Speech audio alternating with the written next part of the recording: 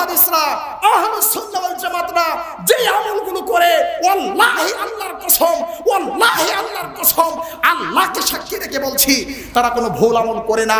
তারা কোরআন সুন্নাহকে বুঝে মক্কা মদিনার ইসলামকে অনুসরণ করার চেষ্টা করে।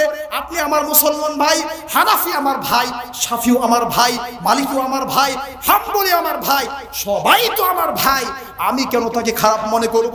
আমি বলছি না নাবির নিচে হাত তুললে নামাজ হয় না, কে বলছে হয় না? 100 বার নামাজ হবে, 100 বার নামাজ হবে। হয়তো আপনি দুর্বল হাদিস মেনেছেন।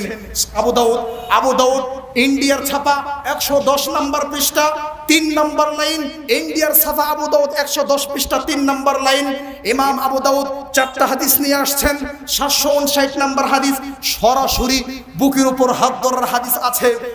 সুতরাং আমি আজকে কারো প্রতি রাগ নয়, গুসা নয়, আমি একজন ছোট্ট মানুষ হিসাবে বিশ্ববাসীর কাছে, বিশেষ করে বাংলাদেশের প্রত্যেকটা আলেমদের কাছে অনুরোধ করব, আপনারা আগামীকাল সকাল থেকে যতদিন পর্যন্ত ভূপৃষ্ঠে অবস্থান করবেন ততদিন পর্যন্ত কোরআন এবং বিশুদ্ধ সুন্নাহর সঠিক তথ্যগুলো প্রচার করার চেষ্টা করুন।